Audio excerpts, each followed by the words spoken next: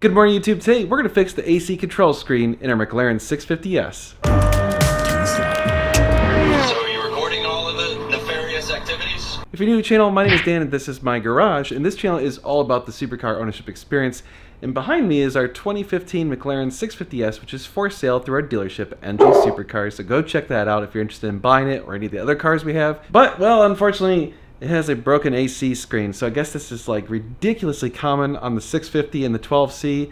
So we're going to replace it. It's actually fairly easy, so let's hop right on into it and give you guys a quick DIY. Okay, so on these McLarens, you can see there is a little AC control panel that's in the door, and there's one over there on the passenger side. So we've already fixed the driver's side one. So if we take, well, we throw the keys in here and power it on, you'll see, all right, there you can see we have an AC control screen. So we've already replaced that one, but well, that one over there, she's still dead.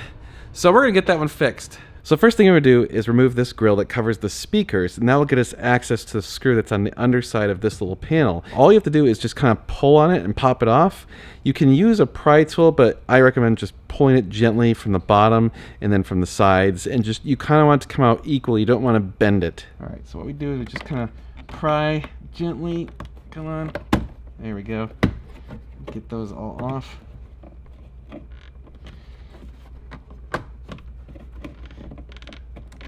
There we go.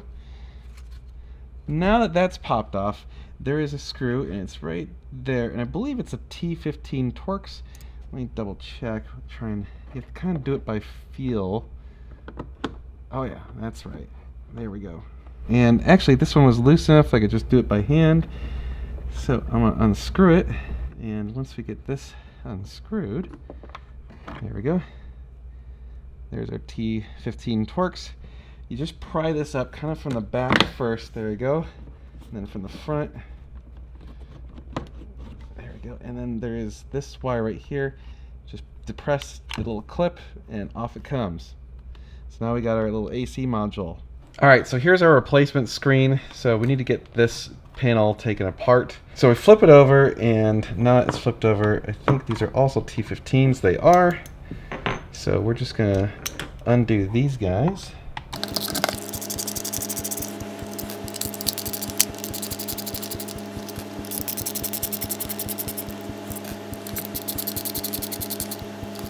All right, now that we got the screws out, there's all these clips. There's 4 on each side. Just take a screwdriver and very gently kind of try and pop those clips one at a time. Just walk your way down there on the side panel. There we go. Whoop, I had that one and I pushed it. Oh, yeah, we can take this off, by the way. Now that's a little bit easier. There we go. Got the one side. Oh, yeah, there's an AC screen cover. So now the back of the panel comes out. So we're going to very carefully remove the circuit board. Kind of gotta wiggle it a bit. There we go. And we take off a little gasket thing, and there's our screen. So we gotta pop this screen out, and hopefully, yep, it just pushes right on out.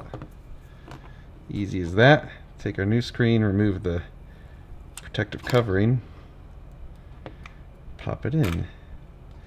Okay, got that in there. Flip it over. We'll put in our gasket again. Oop. Is that right? Oh, I had it backwards. Oops. There we go. There it is. Had to get it the right direction. That helps. Alright, get that aligned right. Put our circuit board back on carefully to make sure the pins are all aligned. There.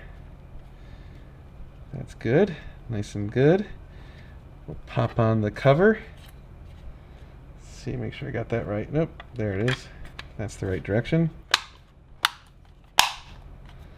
That's all correct. Put on a little trim piece.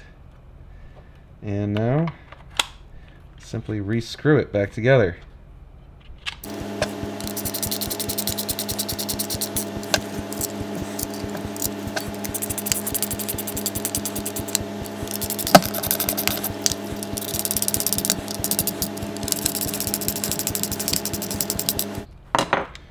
That's it, back together. To reinstall it, we do the reverse. One trick is to take the screw and actually stick it in first. That way, it's already aligned correctly. I'm just gonna twist a couple threads so it doesn't fall out there. That way, we don't have to worry about trying to guess where it aligns. All right, so we take our little panel and our wire and just re-clip it, like so. And align this just right and push it in. There's that. Now we take our T15 Torx and tighten it down. You have to tighten it super tight. You don't want to crack the plastic. That's tight. And finally we take the screen, get aligned just right.